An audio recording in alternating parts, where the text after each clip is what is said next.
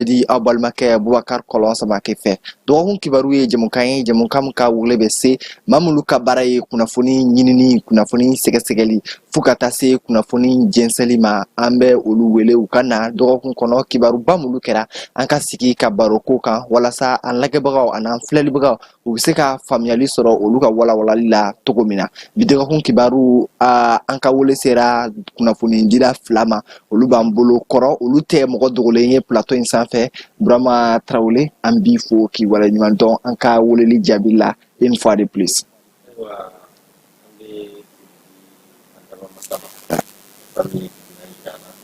Ama an kana sigi jani.com ale kumasoba kɔnɔ k'an filɛlibaga an lamɛnbaga bɛɛ lajɛlen fo jamana kɔnɔ ani jamana kɔ kan k'a fɔ ko bisimila. Basi t'a la donc an b'i fo k'i waleɲuman dɔn. Diyara n ye. An ka maa filanan min welelen don an bolokɔrɔ ale fana ye kunnafoni dila ye ale bɛ baara kɛ kunnafoni di so dɔ la Actu-Media donc Mayiga Abdoulaye Mayiga an b'i fo k'i waleɲuman dɔn an ka wele jaabi la. An bɛ an lajɛli kɛ jama bɛɛ lajɛlen fo donc an bɛ i yɛrɛ fo wele la ka na u ka plateau sanfɛ walasa ka na se ka na kuma fɛn bɛ tali kɛ jamana kunkan kow la donc an bɛ i fo donc k'a fɔ fana an bɛ bɛɛ lajɛlen fo fɛn fɛn bɛ ka lajɛ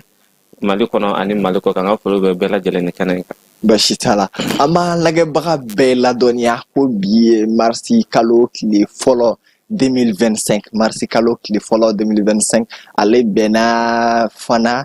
communauté musulmane n'an b'a fɔ o ma mɔgɔ minnu bɛ Mali la yan Mali population ma caman n'olu ka baara n'olu ka diinɛ ye silamɛya diinɛ ye a bɛnna olu ka kalo barikamanba dɔ ma n'a bɛ fɔ o ma sunkalo tile fɔlɔ ma donc bi 1er mars ale bɛnna communauté musulmane ka mois de Ramadan o sunkalo tile fɔlɔ fana ma donc an b'a kalama Mali kɔnɔ yan sunkalo ale ye mois min na wulikajɔ caman bɛ kɛ communauté musulmane fɛ o wulikajɔ caman o dɔw ye musakako ye pour que sunkalo dépense ko parce que mois fana do dépense bɛ fɛn kɛ min na donc o de la an ko bi an ka jamukan an bɛna an da se a ma jamana ye fɛɛrɛ minnu ta ka sigi sen kan walasa prix minnu fixelen don fo ka taa se dumuniko ani fɛn wɛrɛw ko ta fan ma olu bɛ cogo min na o bɔlen kɔfɛ an da bɛna se FESPACO n'ale ye Afrique worodugu yanfan activité ba dɔ ye n'ale bɛ organiser Burkina chaque année ɲina u b'a siɲɛ 29 la 29e édition donc o bɛ ka kɛ Burkina Faso donc Mali délégation taara yen film dɔw taara an ɲɛ b'a la depuis sisan Mali artiste ba dɔw ou bien Mali réalisateur dɔw olu prix distinction dɔw dira olu ma donc an da bɛna se olu de ma bi dɔgɔkun kibaru kɔnɔ donc an bɛna don a la Abdoulaye Mayiga an y'a fɔ k'a fɔ sunkalo ye kalo min consommation fanga ka bon dɔɔni communauté musulmane bolo hali ni chiffre caman b'a jira k'a fɔ Mali la communauté musulmane ale ka pourcentage ka ca dɔɔni ka tɛmɛ tɔw kan donc consommation a fanga bɛ dadigi kɛ dɔɔni mɔgɔ min dun ko consommation ko waribɔ mɔgɔ min ko waribɔ gɛlɛya min bɛ yen sisan donc gouvernement ye fɛɛrɛ jumɛnw de ta ka sigi sen kan ni sunkalo in yɛrɛ bɛ ka na contexte jumɛn de la ɲinanta in bɛ ka na contexte jumɛn de la n'o b'a différencier ka bɔ sunkalo tɔw la. Ok, kɔlɔ bi sigi k'i fo ka an lajɛli kɛ jama bɛɛ lajɛlen fo i y'a fɔ cogo min na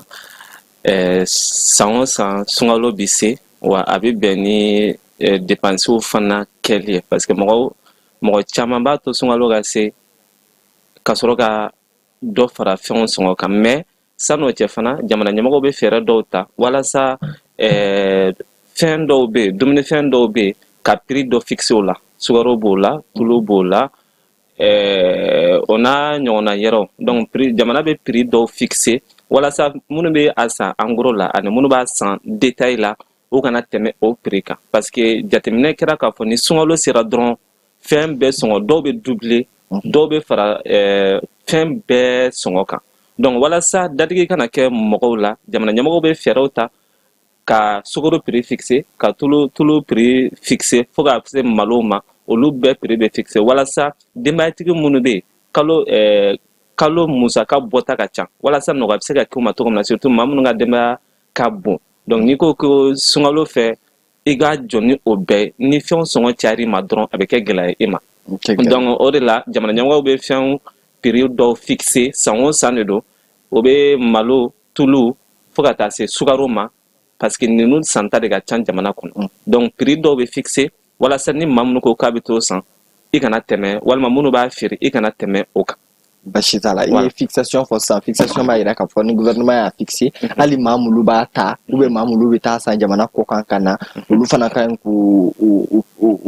conformer i b'a fɔ k'o règles la sabatiya ka o règles labato a feere a détail feere wa en gros feere la olu bɛ cogo di bibi na an bɛ don min na k'a jateminɛ yanni sunkalo in yɛrɛ cɛ fo ka na don sunkalo la. oui sani sunkalo cɛ prix dɔ fixera n'an ye sukaro yɛrɛ ta le prix gros au fixera k'a kɛ 30 500. o y'a bɔrɛ 50 bɔrɛ o ye 50 bɔrɛ bon o ye min bɛ importer donc min tɛ importer ni o ye Mali yɛrɛ ta ye o fixera k'a kɛ 28 000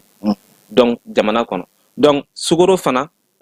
détail minnu bɛ a détail 100 donc 650 o ye importer mais 600 francs o ye Mali sukaro ye donc nin prix de fixelen don a kana na tɛmɛ maa minnu bɛ sanni kɛ walima minnu bɛ feere kɛ bitigiw la o kan k'o conformer nin prix de la walasa ka feere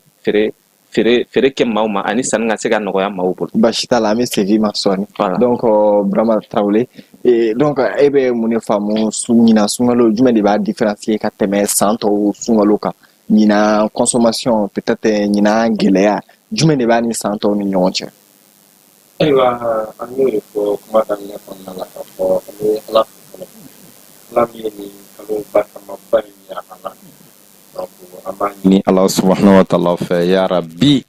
silamɛya jɔsen baara dɔw don sabula n'i ko k'i ye silamɛ k'i dalen don Ala la k'i ye Mahamadu diinɛ maa ye donc a hakili la k'a fɔ ni kalo ye Ala ye kira Mahamadu bonya ni kalo min ye k'a di a mantɔw ma sabula mantɔw kasira kira yɛrɛ kasira k'a fɔ Ala ye sin caman di mantɔn tɔw ma donc a m'o di ale mantɔw ma donc Ala subahanahu wa taala ko Mahamadu n ye sunkalo d'i ma ka kalo don fɛnɛ kelen kɛrɛnnenya don mun bɛ yen k'a fɔ ni u ye bato kɛ o don su a ka ca Ala fɛ n bɛ san 80 kɔ bato d'u ma donc an bɛ Ala fo Ala min y'o yira an na bi na o komi kɔnɔna la sunkalo in n'a donna i ye mun fɔ facteur caman bɛ wuli kosɛbɛ gɛlɛya mɔgɔw b'a fɔ gɛlɛya in ti dɔ yɛrɛ sabula sunkalo ye fɛn dɔ de ye fɛn mun bɛ yen n'a kalo ni kalo tɔw si tɛ kelen sabula alo kalo de mana jɔ k'a daminɛ sɔgɔmada 5 heures fo ka taa se tile binni ma maninfinw b'u yɛrɛ jɛ fɛn caman na donc ni y'u yɛrɛ jɛ fɛn caman na i bɛ taa sɔrɔ tile bin wagati a ka ca Ala subahanahu wa taala fɛ fɛn caman bɛ yen mun kanu bɛ d'u la mun nege bɛ d'u la hali n'a y'a sɔrɔ a nege bɛ d'u la mais a dunni wagati walima a minni wagati u tɛ se k'a kɛ donc o bɛ kɛ sababu ye fɛn mun bɛ tali kɛ musakaw ka taa se dépenses ma olu caman bɛ élevé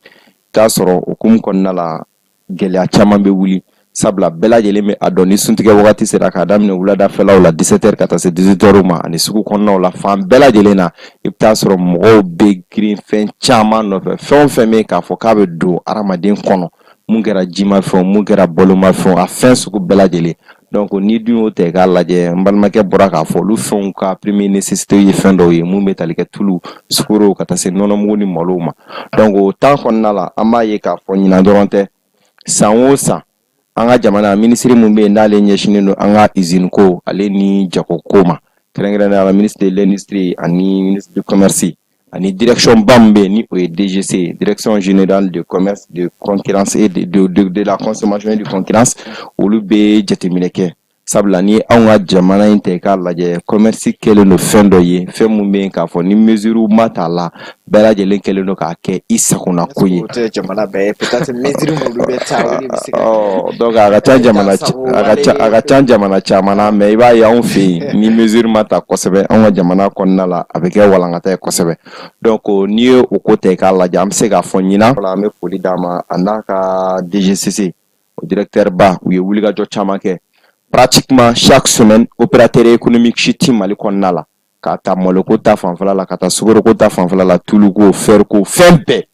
fɛn o fɛn bɛ yen n'a kan ka don Mali kɔnɔna la a y'a yira k'a fɔ ko jamana ɲɛmaa de ye yamaruya di ko ka fɛɛrɛ sigi a prix la prix kana se ka bɔ jamana kɔnɔ don ka sɔrɔ kɔnɔna la. Mais an y'a ye san o san o rencontre min kɛ DGC yɛrɛ avant que Sunkalo yɛrɛ ka se a bɛ fɛnw wele maa minnu ka baara ye kunnafoni di a b'olu wele ka communiqué dɔw kɛ o ye san o san mais an bɛ tila k'a ye tuguni o wagati kelen kɔnɔ butigi ni butigi la prix tɛ kelen ye ou bien feerekɛ yɔrɔ ni feerekɛ yɔrɔ kelen na généralement commerçant bɛ min fɔ o ye peut-être gouvernement ye min fɔ k'a b'o kɛ walasa prix bɛ fixé o ma bɔ a sira fɛ donc olu fana ka prix tɛ se ka bɔ a sira fɛ mais ɲinan jumɛn de bɛ k'o différencier ka tɛmɛ tɔw la est ce que prix minnu fixera ministère ani DGC fɛ est ce que n'i donna sugu kɔnɔ i bɛ olu ye wa ou bien a b'a nɔkɔrɔ la. Différence belebeleba fila don. N'i ye ɲinan prix ta i k'a lajɛ an bɛ se k'a fɔ depuis sunkalo ma jɔ ɲinan depuis salon ne ka jateminɛ la sukaro tun bɛ 650 francs na i n'a fɔ n balimakɛ bɔra k'a fɔ cogo min na cɛ o cɛ y'a essayer depuis sunkalo tɛ k'ale sukaro kilo kelen feere 140 DGCC ye mɔgɔ caman minɛ a la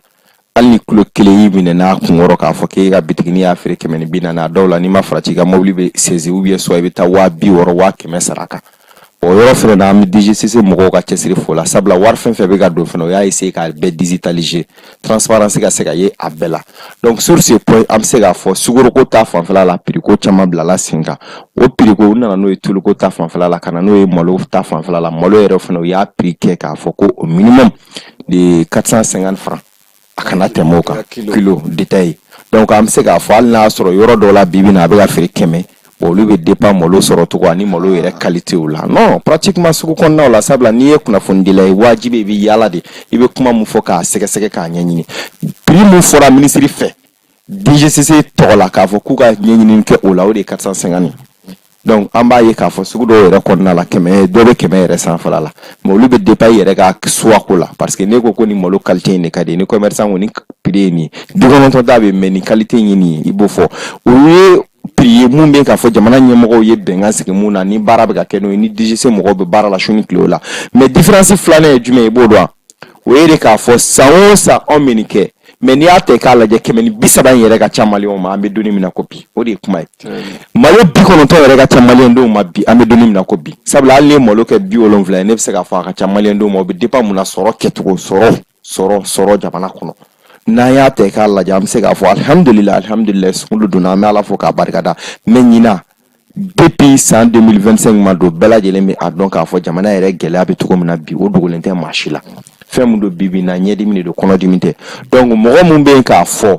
ni e ye hali malo kilo kɛ 80 ou bien ka na malo bɔrɔ bila 4000 na ale yɛrɛ ka sɔrɔ ta kalo kɔnɔna la n'i ye fura sɔngɔ ni malo sɔngɔ ni b'o la 4000 sɔrɔlen pour que ka taa malo bɔrɔ ta hali ni malo bɔrɔ kɛra 4000 yɔrɔ gɛlɛya b'a kan quoi donc o mesure ye jumɛn ye bi bi in na an b'a ɲini hali bi san o san ni degré minnu bɛ bɔ san o san ni mesure minnu bɛ ta il est temps que an ka réfléchir pouvoir d'achat yɛrɛ jateminɛ voilà donc pouvoir d'achat ka jateminɛ en même temps fɛnɛ fɛn ninnu bɛ se ka nɔgɔya cogo di an ka jamana yɛrɛ kɔnɔna la il faut que initiative de ka bila sen kan parce que ni e y'i ka mɔgɔ to yen a ka taa ta jamana wɛrɛ ale bɛ taa ta jamana mun na n'o ma nɔgɔ ale ka jamana ale tɛ se ka n'a feere jamana kɔnɔ o prix la donc fɛn jumɛn de bɛ yen fɛn o fɛn bɛ yen n'a kɛra sukaro ye n'a kɛra malo ye n'a kɛra tulu ye a kɛra fɛn o fɛn ni fɛnw bɛɛ lajɛlen a première nécessité ye min ye o bɛɛ bɛ sɔrɔ anw ka jamana kɔnɔ a bɛɛ bɛ se ka sɛnɛ anw ka jamana kɔnɔ a bɛɛ bɛ se ka produire anw ka jamana kɔnɔ a bɛɛ bɛ se ka bamayɛlɛma anw ka jamana kɔnɔ moi je pense que gouvernement kan ka na ni mécanisme de ye bi san 60 kɔfɛ n'i y'a ta k'a lajɛ 65 ans d'indépendance salongo Musa Alassane a y'an wele ni kuma kelen de la k'a fɔ n'a fɔra ko anw ka sukaro dunta ko fo ka bɔ jamana wɛrɛ de la en ce moment il avait même estimé qu'on avait besoin plus de 500 000 tonnes 100 000 tonnes plutôt de sucre pour que o ka don anw ka jamana kɔnɔ parce que kuma caman n'i taara butigi la a bɛ fɔ Mali sukaro ye nin ye min bɛ bɔ kɔ kan o fana ye nin ye mais min bɛ produit Mali la est ce que o bɛ maliyɛnw yɛrɛ bɔ kuma in fanba dɔ ye o an bɛ fana kuma sukala ninnu bɛ yen système fana wɛrɛ la fo mɔgɔ caman k'o jateminɛ an bɛ libre circulation dɔ de la e ka fɛnw bɛ taa jamana wɛrɛ la cogo min na o droit kelenw de bɛ jamana wɛrɛw fana bolo u ka na n'u ka fɛnw ye ou bien e ka mɔgɔw ka taa fɛnw ta olu fɛ n'e ko ko ne bɛ n ka fɛnw to n fɛ yan peut-être min mɔgɔ wɛrɛw an bɛ commerçant empêcher ka taa sukaro ta jamana wɛrɛw la e ka coton min bɛ bɔ yan ni mɔgɔw fana ko k'o ti don u fɛ est ce que a bɛ non ninnu ti fɛn ye k'a fɔ minnu bɛ yen k'a fɔ wajibi don n'i y'a ta k'a lajɛ hali don ministre ka rencontre la fɛn dɔw bɛ Mali kɔnɔna la a fɔra k'a fɔ ci bɔ ka taa jamana wɛrɛ la an ka dan dumuni dɔw bɛ yen a fɔra k'olu ci bɔ ka taa jamana wɛrɛ la olu t'o bali hali an bɛ wagati min na bi Mali siman feerelaw usine tigiw bɛ k'a laɲini k'a fɔ siman minnu bɛ bɔ jamana kɔfɛ ka don ko k'o dabila jango Mali siman o bɛ se ka don ba la cogo min na donc c'est pour te dire que o mesure minnu filɛ nin ye olu ci wajibi o ye i ka jamana kɔnɔdenw ka nafa bɛ baara min na i bɛ taa n'o de ministre y'a yira o la o doni kama k'a fɔ siman jamana wɛrɛ tel que Côte d'Ivoire ni Sénégal o siman doni Mali la ale tɛ se k'a dabila mun na an ka commerçants y'a yira k'a fɔ olu bɛ taa siman bɛ taa Dakar ani Côte d'Ivoire ka na n'o ye Mali kɔnɔ olu bɛ se k'o feere sɔngɔ na population ma ka tɛmɛ Mali yɛrɛ usine siman kan donc ko ni ministre ko ou bien jamana ɲɛmɔgɔ ko k'u b'o dabila o ye bingali de ka ɲɛsin jamana kɔnɔdenw ma donc o tɛ se ka dabila mais question ye jumɛn ye i b'o dɔn o usine minnu filɛ n'o ye siman ko ye u ka fɛɛrɛ de bila sen kan u bɛ siman produit Mali kɔnɔna la o k'a nɔgɔya ka tɛmɛ Côte d'Ivoire ta kan n'o kɛra ministre yɛrɛ da y'a fɔ n'o kɛra olu bɛ se k'a bali k'a fɔ Côte d'Ivoire siman ti don Mali ta ti don hali usine minnu fana bɛ tulu dilan ou bien fɛn wɛrɛ dilan la produit première nécessité o k'olu fana fɛn kɛ cogo min na b'a dɔn a bɛ sɔn ka gɛlɛya sunkalo in ma position min na mɔgɔ ka sojɔ fari i bolo da la o wagati donc an bɛ segin i ma Mayiga i y'a ye k'a fɔ fɛn mesure minnu taara toujours ni mesure taara fo fɛn de ka kɛ min bɛ ni maa min ye dan sago a la min bɛ na n'a ye ka fɛnkɛ ka ɲangatali kɛ ka ɲangatali kɛ dansangolaw ni an y'a ye k'a fɔ depuis semaine tɛmɛlen an ɲɛ bɛ image dɔw la DGST mɔgɔw bɛ ka circuler capitale yɔrɔ caman na an ye capitale de taw ye fɔlɔ ka boutique dɔw fermer boutique fermeli ninnu a procédure in prévoilen n'o fɛ yen wa ou bien Traoré y'i bolo sigi min kan Burama y'i bolo sigi min kan k'a fɔ ni min ye dɔ fara prix kan o ka boutique de bɛ fermer o n'u bɛ procédure dɔ lancer fɔlɔ bi fɛn min ɲangata min kan ka bi o kɔ o mana bi o kɔ k'o sara kuma min na o bɛ sɔrɔ ka dayɛlɛ nin bɛ faamu population kan ka nin faamu cogo di Traoré y'a fɔ cogo min na an y'a ye k'a fɔ fana ko population de bɛ initiative communiqué la o y'a yira k'a fɔ population de ye weleli kɛ voilà oui o de la numéro vert dɔ bilala o fɛ parce que n'a ma ɲɛ k'i ye ɲɛmaa ye il faut que i ka dan sigi fɛn dɔ la e tɛ se ka kɛ ɲɛmaa ye maaw ka fɛn kɛ u yɛrɛ ma tentɔ donc prix ninnu sani bitigi ka fermer prix bɛ di bitigitigi bɛɛ lajɛlen ma donc a fɔra sukaro prix kana na tɛmɛ nin kan 650 francs mais munna e bɛ taa feere mɔgɔw ma 700 francs donc n'a ye Bamakɔ ta i yɛrɛ y'a fɔ bitigi dɔw datugura k'a sabu kɛ u ye dɔ fara sukaro prix kan mais a problème bɛ faamu yɔrɔ min na i n'a fɔ Traoré y'a fɔ cogo min na a bɛ dépend maaw bɛɛ b'u ka fɛn san cogo min na k'a don u ka bitigi kɔnɔna na donc n'a ma ɲɛ prix fixera il faut tenir compte de maaw ye fɛɛrɛ min ta walasa u ka se ka feerefɛn u ka feerefɛn ta donc n'u ye feerefɛn sɔrɔ gɛlɛya la o fana tɛ se ka n'a feere maaw ma nɔgɔya la parce que o fana ye olu ka tiɲɛ de u ka nafolo tiɲɛ de donc n'u ye fɛn ta gɛlɛya la u bɛ obligé ka n'a feere gɛlɛya de la tuguni mais direction quand même a bɛ min ye o de ye prix min fɔra bɛɛ ɲɛna bɛɛ ka respecter wa bitigi fana tɛ datugu ten ni bitigi datugura fana i bɛ amani sara donc ni amani kɔfɛ i ka bitigi bɛ se ka dayɛlɛ donc mais sani o cɛ procédure bɛɛ de b'a la a bɛ f'i ɲɛna nin prix ye nin prix ye nin prix ye nin donc population a ɲininen don population bɛɛ de fɛ donc nin prix minnu filɛ nin ni aw ye bitigitigi fɛn fɛn ye ka dɔ fara a ka fɛnw sɔngɔ kan alors que nin prix de fɔra a kana na tɛmɛ nin kan a y'an wele an bɛ taa a bitigitigi fɛ yen donc ordre dira jamanadenw yɛrɛ ma u ka weleli kɛ ka maaw dénoncer minnu bɛ fɛn fara tulu ni fɛn ninnu sɔngɔ kan ka wele k'a f'u ɲɛna nin yɔrɔ in na ninnu bɛ ka fɛn fara alors que a y'a fɔ nin prix kana na tɛmɛ nin kan donc c'est normal bon jamanadenw fana a dabɔra jamanadenw de kama pour que fɛn bɛ se ka nɔgɔya olu ma cogo min na mais ni a problème b'aw ka sigida la aw b'a dɔn dɔ bɛ ka fara don o don dɔ bɛ ka fara fɛnw sɔngɔ kan sukaro sɔngɔ walima tulu sɔngɔ kan vous n'avez pas appelé donc a gɛlɛya bɛ s'aw de kan parce que aw de ka wari bɛ ka taa a la tuguni. Anw bɛ société min kɔnɔ yan tuma dɔ la butigitigiw b'a fɔ ko n'i t'a san ne fɛ yen taa mɔgɔ wɛrɛ fɛ yen. Voilà o de bɛ ka an kunkolo yɛlɛma alors que a fɔra k'e ka weleli k'a dabɔra e yɛrɛ de kama e min bɛ ka wari bɔ pour que fɛn ka nɔgɔya e ma a dabɔra e de kama ni fɛn fara ni tan fara walima 20 farala feerefɛn sɔngɔ kan an wele parce que prix fixera bɛɛ de kunna simanw san ni si ye donc dɔ tɛ se ka dɔ fara a ka fɛn sɔngɔ kan alors que dɔw bɛ ka feere prix normal la donc ce n'est pas normal donc o de la a fɔra numéro vert bilala sen kan ni a ye maaw fɛn fɛn ka fɛn fara ni fɛn minnu prix fixera kan donc a ye weleli kɛ u bɛ taa sɛgɛsɛgɛ Mais bolo Voilà. ka nɔgɔn population bolo est-ce que o ka nɔgɔn concitoyen bolo kan Bon, a ma nɔgɔn parce que n'i y'a ye halisa bitigi dama dama de datugura a ma nɔgɔn parce que maaw bɛ min bila sanfɛ o ye hadamadenya ye ne ni e mɛnna ne sɔn an mɛnna ɲɔgɔn fɛ an bɛ sanni kɛ ɲɔgɔn fɛ donc ni hali ni e ye temps fara dɔw b'a minɛ o tɛ fɛn ye donc e mana fɛn fɛn fara i ka fɛ dɔw b'a minɛ mais dɔw fana b'o to yen o tɛ voilà tanta i mana a fara ɲɔgɔn kɛmɛ la a mana se kɛmɛ la donc a bɛ dɔɔni bɔ donc mɔgɔya min bɛ yen ani aw mɛnna ɲɔgɔn kɔ cogo min na dɔw b'a o de kɛ o de la o tɛ bitigitigi caman bɛ yen walima feerefɛntigi caman bɛ yen u t'u dénoncer alors que a dira aw yɛrɛ a dabɔra aw yɛrɛ ma walasa aw ka se ka fɛn sɔrɔ nɔgɔya la basi t'a la voilà Brahma dénonceli ka weleli kɛ k'a fɔ an bɛ sigida min na an ka butigitigiw bɛ ka dɔ fara prix kan an bɛ sigida min na a ye prix min fɔ anw ta ka sɔrɔ o la an bɛ ka sɔrɔ o sanfɛ e bolo o ka nɔgɔn maliyɛn ma wa o ka nɔgɔn population ma bi bi in na. Bon, i b'a dɔn question in ka gɛlɛn kosɛbɛ sabula ni question yɛrɛ facteur bɛɛ k'a lajɛ i bɛna ye k'a fɔ tiɲɛ yɛrɛ la gɛlɛya caman b'a kɔnɔ parce que le problème c'est quoi i b'a dɔn an ka jamana ye sɛgɛn min. Vous savez que chaque fois que ni mesure bɛ ta i t'a sɔrɔ mesure bɛ appliquer mɔgɔ minnu kan walima ni mesure appliquera dadigi bɛ kɛ mɔgɔ min na o ye de population lambda ye jamana in kɔnɔna la kuma o kuma ni décision tara i bɛna ye k'a fɔ a bɛ dɔ de fara fantanni ka gɛlɛya kan a bɛ dɔ de fara fantanni ka degun kan sinon au contraire mɔgɔ o mɔgɔ bolo b'a kɔ sɔrɔ jamana in kɔnɔna la ni diɲɛ mesure o mesure tara jamana kɔnɔ ni décision tara degré o degré tara ale ka fosi. Ale ka fosi e bɛ ka nin mun fɔ nin ye tan ni an ye piriko in fɔ fɛn kɛmɛ ni fɛn kɛmɛ ni mugan na kilo kɛmɛ ni mugan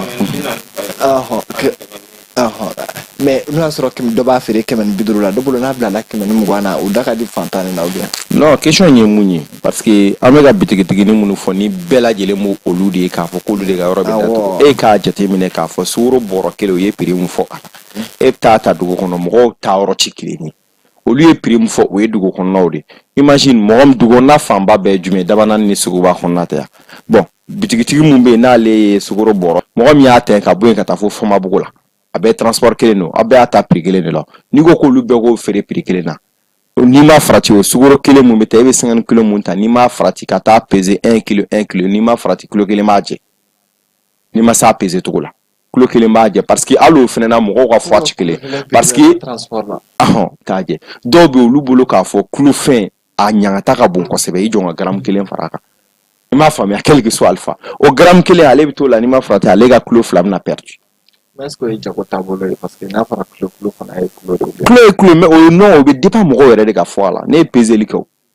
dɔw bɛ yen nɔ olu b'a kɛ ɲɛti mais dɔw bɛ yen olu yɛrɛ de ka dɔw ta yɛrɛ dafalen tɛ voilà donc olu na ça c'est volontaire quoi mɔgɔ si se t'o ko ninnu na quoi olu ka o bɛ donc ni o nana o bɛɛ conséquence bɛ bi jumɛn de kan bitigitigi de kan parce que o bɛɛ bɛ dépend ale de fɛ ale de bɛna feere kilo la bɔrɔtigi ka fosi t'a la a natɔ a sɔgɔra dɔ bɔnna la a transport cayara est-ce que ale b'o bɛɛ calculer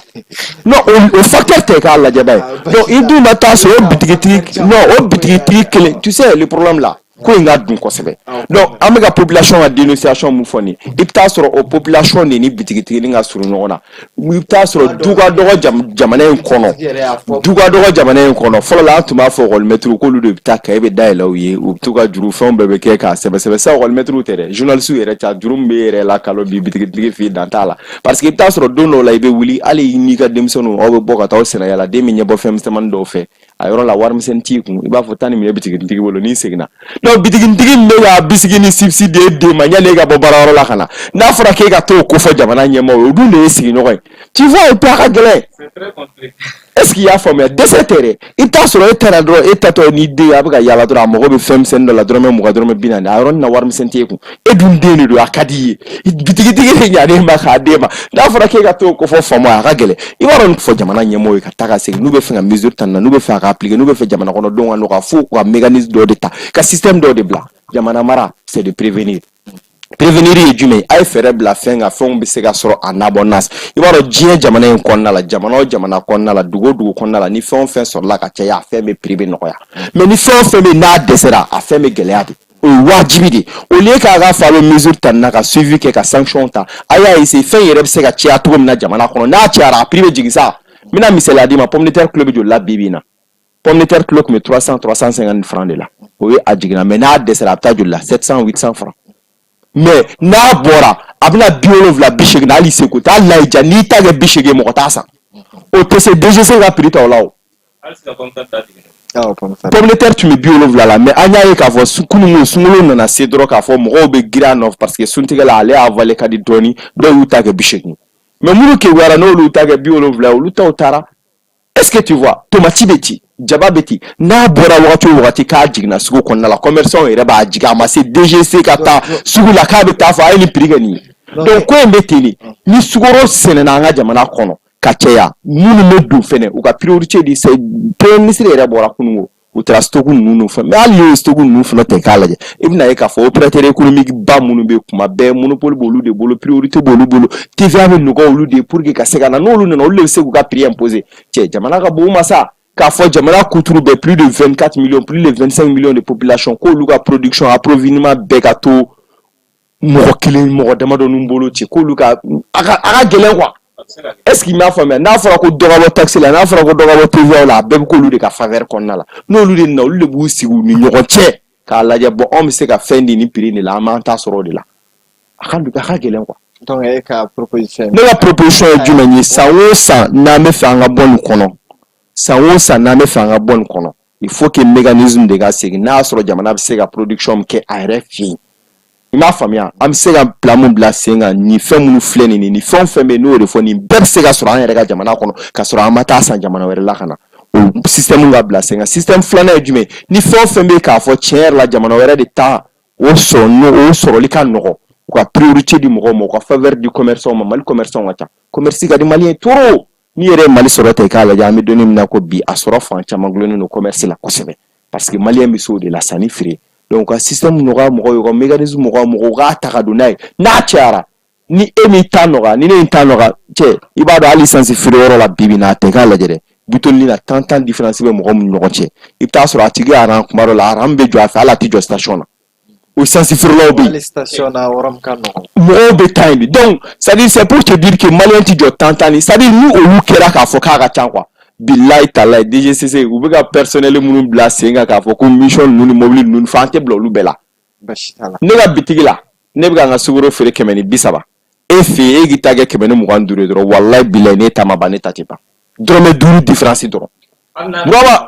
nin yɔrɔ in na Burama Dunbiya y'o de fɔ wagati min na ale bɛ jago daminɛ pomme de terre tunun mɔgɔw b'a ye ale tɔw bɛ tan ɲini yɔrɔ min na quoi ale bɛna dɔrɔmɛ 5 de ɲini i bɛ taa sɔrɔ dɔrɔmɛ 5 kɔnɔna la ale bɛ se ka bɔrɔ 4 feere ka dɔw to bɔrɔ 1 na o dɔrɔmɛ 5 bɔrɔ 4 n'i y'a ta i k'a lajɛ dɔrɔmɛ 10 tigi a bɛ n'a fɔ ale ka bɔrɔ 4 hali n'o bɛnna o ka bɔrɔ 2 ma ale bɛ 4 feere k'o to 1 na qui a gagné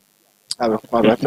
de bɛ tɛmɛ a la donc an bɛ nin fɛn o fɛn la bi na quoi an b'a ɲini vraiment an ka ɲɛmɔgɔw fɛ an ka jamana in sɛgɛnna ministre yɛrɛ bɔra ka kule k'a fɔ diɲɛ don o don ko k'a fɔ ministre de sukaro tɛ sugu la k'a tɛ sunɔgɔ ko malo tɛ sugu la a tɛ sunɔgɔ ɲɔ tɛ sugu la a tɛ sunɔgɔ mais nin bɛɛ sɛnɛyɔrɔ b'anw ka jamana kɔnɔna la combien de millions d'hectares bɛ anw ka jamana kɔnɔ yan an y'a ye k'a fɔ premier ministre bɔra kɔsani na visite tɔw la Joyila ni Segu ninnu na a taara a ye fɛn caman lajɛ hali bi an k'a essayer yanni san wɛrɛ sunkalo cɛ quoi c'est pas parce que an k'an sigi k'a fɔ k'an bɛna mesure ta ka suivi kɛ ka sanction ta jamana kɔnɔdenw kan ko fo prix ka kɛ nin non an ka fɛrɛ kɛ dɔrɔn a bɛ se ka sɔrɔ cogo min na n'a sɔrɔla ka caya billahi taala a bɛ jigin basi t'a la kɛcogo t'a la an b'a allié Mayiga e la sisan e bɛ se ka proposition jumɛn kɛ hali sisan walasa peut-être san wɛrɛ an kana na ni phénomène kelen ye tuguni toujours contrôle toujours fermeture parce que a y'a fɔ cogo min na an kana ɲinɛ kɔ population ka surun bitigitigi de la n'a fɔra e sigiɲɔgɔn hali n'a fɔra ko bɛ sanfɛ a ma règle respecté a dun mana ɲɛfɔ e a b'a ta sɔrɔ degré min na e bi naani kɛ ka taa ka sigi yɔrɔ la ka su ta k'ale n'aw ka tila k'o feere da a ma nɔgɔn e tilala ka wari bɔ bila o da la tuguni 80,000 an man di ou bien 100,000 an man di bila o da la tuguni charia de côté la loi est dure mais c'est la loi mais e ko e n'o na se ka sigi kɛ ni den ka saya sibisi nɔfɛ i bɛ ka 2,000 falen sinon a t'a di dɛ hali dɔrɔmɛ 5 ye ka wari di a b'a olu de k'a fɔ ko dɔrɔmɛ 5 y'a kɛ a b'a lasegin ma ko ka taa sa wɛrɛ dɛ ouais effectivement sira dɔ fɛ a ma nɔgɔn parce que hali ni wari yɛrɛ tɛ yen kuma dɔ la du dɔ bɛ taa fɛn minɛ bitigi la semaine 1 semaine 2 donc u b'a bɛɛ dɔrɔmɛ 10 kama e ka weleli kɛ voilà donc i b'a dɔn sira dɔ fɛ a ma nɔgɔn mais a bɛda i n'a fɔ Traoré a fɔ cogo min na population de bɛ sɛgɛn nin bɛɛ kɔfɛ quoi donc fɛɛrɛ min bɛ yen dɔrɔn parce que n'a y'a jateminɛ Mali fɛnw yɛrɛ min bɛ importer ka na n'a da nɔgɔyara ka tɛmɛ an yɛrɛ bɛ min sɛnɛ gɛlɛya ba filɛ nin ye n'an yɛrɛ bɛ min sɛnɛ ni a kɛra sukaro ye walima a turu min bɛ bɔ an fɛ walima an yɛrɛ ka malo n'a da nɔgɔyara a bɛ kɛ sababu ye fɛn caman bɛ nɔgɔya parce que minnu bɛ taa ta da nɔgɔ la kɔfɛ ka na u b'u ka frais de transport ni frais de douane ninnu bɛɛ sara pour que ka o fana k'u ka tɔnɔ sɔrɔ mais an yɛrɛ bɛ ka fɛn sɛnɛ an bɛ ka kule ko a ka gɛlɛ an bɛ taa walitaw san an yɛrɛ ka jamana kɔnɔ da dɔ la k'a sɔrɔ o ni an ta tɛ kelen donc i b'a dɔn pour que a ka nɔgɔ jamana ɲɛmɔgɔw kan ka maa minnu bɛ dɛmɛ de kɛ halisa k'a ɲɛsin commerçants ma surtout minnu bɛ tulu ni fɛn ninnu feere walima minnu yɛrɛ bɛ malo sɛnɛ ka ba don sɛnɛ na ni o kɛra ni fɛn cayara sugu kɔnɔna na a bɛ nɔgɔya diyagoya i n'a fɔ Traoré a fɔ cogo min na mais n'a bɛ gɛlɛya dɔrɔn dɔ bɛ fara a prix kan donc ni dɔ dun farala a prix kan se dun tɛ bɛɛ ye hali malo bɔra yɛrɛ dɔw tɛ se ka malo bɔra san u bɛ taa malo san kilo de donc ni a fɔra don o don dɔ ka fara o kan i b'a dɔn a bɛ gɛlɛya a ma nɔgɔ donc walasa nin ko in ka nɔgɔya il faut que an yɛrɛ bɛ an ka fɛn minnu dilan o ka nɔgɔya donc o fana tɛ se ka nɔgɔya tant que jamana ɲɛmɔgɔw ma o baarakɛla ninnu dɛmɛ parce que o kelen fanga tɛ se ka jamana plus de 20 millions de personnes o bɛɛ ka dunta ka bɔ e fɛ e ma dɛmɛ sɔrɔ donc i b'a dɔn o ma nɔgɔn donc ni importation fana cayara jamana kɔnɔ forcément mɔgɔw bɛ taa o de sa k'an ta to yen parce que an ta da ka gɛlɛn voilà ni ye problème ye min kan ka lajɛ ji ɲɛma jɔlen na jamana ɲɛmaw fɛ kosɛbɛ san scénario kelen a bɛ se ka évoluer cogo min na voilà donc o de b'an bɛn an ka bakuruba filanan ou bien kuma bɛ bolo Burama kan basi t'a la an bɛ se dɔn dama dama di ma c'est-à-dire o de ye facteur yɛrɛ mun ka bon kosɛbɛ parce que n'i ye nɛgɛ ta o kan n'i y'a bila o kan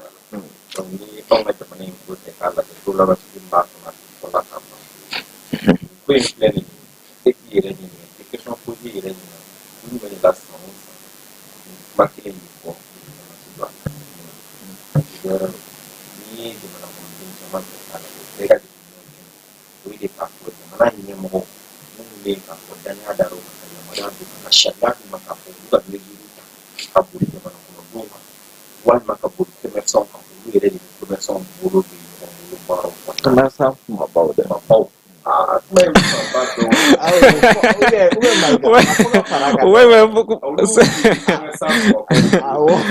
n'i ko o de kosɔn kuma kɔnɔna la fitininw bɛ segin parce que e fitinin e ni faama bolo ci ɲɔgɔn bolo diyagoya de kɛ a la ɲagama ye donc olu de caman ni sukaro bɔrɛ duuru ta ka na siri k'a feere donc o kɔnɔna la n'a fɔra e yɛrɛ bolo k'a fɔ ne ka wari bɛ fɛn mun na ko ne ka tila k'e ɲininka ou bien ne ka tila ka don ne fɛ i fɛ sɔrɔ ne dun ne ka wari bɛ bolo ka baara kɛ o ko bɛ taa ɲɛ o ko ti donc n'i y'a tɛ k'a lajɛ anw ka jamana in kɔnɔna la il faut que o de ka bila sen na DGCC bɛ ka baara min don n'u bɛ kun fɛɛrɛ ka k'a la mɔgɔ o mɔgɔ bɛ k'a fɔ n'i ko k'i ye fonctionnaire d'État ye commerce kɔnɔna la sɛnɛ feere k'i bila jamana ɲɛmɔgɔ la bureaucratie bɛɛ bɛ dun mais jamana fonction dɔw bɛ yen olu ni commerce tɛ taa o dɔw bɛ yen sariya ye o dɔw fɛngɛ olu citelen don dɔw fana bɛ yen i bɛ se ka baara wɛrɛ k'a la jamana ko la n'a fɔra minnu bɛ yen ni olu na olu tɛ se ka kɛ jamana de y'a ka modalité bɔ ka sariyaw bɔ ka bureaucratie bɔ e ye fonctionnaire d'État i bɛ nin jɔyɔrɔ in kɛ i man ka nin baara kɛ donc ni sariya b'a di ka bɛ appliquer de kɔ donc ne ye fonctionnaire sariya b'a yira ne ka se ka na donc ne ka kɛ o minnu n'a man kan olu de kan ka bɔ a la olu se b'a kɔnɔ minnu n'a dun man kan olu de t'a kɛbagaw kɔnɔna la olu de ko ye problème ba yɛrɛ yɛrɛ i b'a dɔn an ye fɛn o fɛn fɔ n'i y'a ye k'a fɔ hali bi san 60 hali bi fɛɛrɛ tɛ ka di sinon nin ko in ti ko diya nin ko sɛnɛkɛyɔrɔ baden bɛ yan wari bɛ yan banque bɛ se ka kɛ ye jiw bɛ yan fɛnw bɛɛ bɛ yan fɛn o fɛn bɛ k'a fɔ o bɛ se ka kɛ sababu ye jaa mun nin fɛn bɛ se ka sɔrɔ anw ka jamana kɔnɔ sunɔgɔla jamana kɔnɔdenw ka lafiya ala y'a possibilité bɛɛ di anw ma mun n'a ti ka kɛ sabula n'a kɛra minnu ka sɔrɔ b'a la o bɛ dɔgɔ parce que an y'o de fɔ jamana ɲɛmɔgɔ caman bɛ yen bi commerçant ba caman bɛ yen bi ɲɔgɔn kan sira dɔw fɛ u ka wari b'u bolo ka baaraw kɛ ou bien u ka pourcentage b'u ka fɛn dɔw la donc n'a kɛra tan parce que sunkalo yɛrɛ tɛ k'a lajɛ an bɛ ka kuma tulu ni malo de kan tulu ni malo dɔrɔn tɛ n'i y'a tɛ k'a lajɛ kununko an bɛ yen bi n'an sigi an alhamdulilah anw bɛ kɔnɔ kununko kɔnɔ da tuma na sugu la mais u y'a ye k'a fɔ sunkalo bɛ ka se salaire bɛ ka bɔ kɔnɔ batiri kɔnɔ lithium dɔw tun bɛ yen nɔ c'était 1 million 100 000 francs an bɛ donner min na ko bi au bout d'une semaine a kɛra fo 1 million 400 000 1 million 500 000 plus de 300 000 francs plus de 400 000 francs de kurasi jamana kelen kɔnɔna na o bɛ se ka kɛ cogo di k'a fɔ ko ko ma bɔ o la ko tɛ se ka bɔ a la sabula mɔgɔ min bɛ yen n'ale 1 million 100 a san la n'ale y'a feere 1 million 500 ale ka tɔnɔ mɔgɔ min kan k'ale ɲangi i t'a sɔrɔ bɛ dɔɔnin sɔrɔ ou bien soit o ka wari bɛ kɛ o de kosɔn a bɛ deli min na ko bi ni jamana kɔnɔna la ni mɔgɔ mɔgɔ pɔsi sɔrɔ jamana ka nafolo la o b'o ta k'o di kɔbɛrɛ i t'i bolola magani ni yanni san damadɔni cɛ donc du coup ko in ka bon kosɛbɛ an k'a lajɛ vraiment ɲɛmɔgɔw k'a lajɛ trop c'est trop an bɛ donni min na ko bi an k'a dɔn k'a fɔ jamana in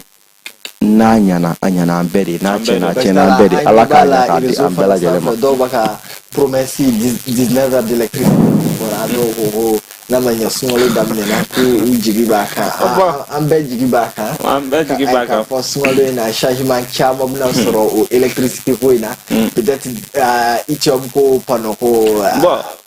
électricité bɛ minnu fɛ yen peut-être u fana bɛna se k'a bénéficier parce que an mɔgɔ mago bɛ électricité la. sinon Boubacar e ka nin ko in na imagine e k'a lajɛ dɔrɔn jamana ɲɛmɔgɔ ka présentation de vie la a ye kuma dɔ fɔ k'a fɔ vraiment ale bɛna appui kɛ maliyɛndenw ye pour que au minimum an bɛ donni min na ko bi yanni courant ko ka assurer à 100% que chaque ménage chaque famille bɛɛ ka se ka panneau dɔ ni batterie dɔ sɔrɔ i yɛrɛ ye ka se k'i consoler mais hali n'a ma kɛ climatiseur ka k'o k'i kunna hali n'a ma kɛ ka ventilo munumunu au minimum éclairage o ka sɔrɔ i ka du kɔnɔna la bon ni jamana ɲɛmɔgɔ y'o fɔ o même moment o ka population bɛ ka tila ka dɔ fara o ka commerçant bɛ ka tila ka dɔ fara panneau sɔngɔ ni batterie sɔngɔ kan batterie mun tun bɛ 20,000 na e ma se k'a san n'i y'a kɛ 30,000 i b'a san cogo di.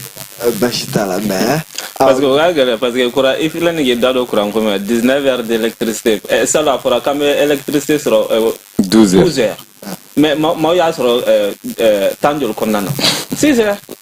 a dɔw yɛrɛ ma fɛn o dɔw yɛrɛ bɛ tile ban courant na glace feerelaw o bɛ taa jisuma de feere maaw ma o de la glace kun da gɛlɛyara k'a fɔ ko 100 glace den kelen mɔgɔ yan nɔ 100 ni 20 n'a ye ja san n'a ye ja to yen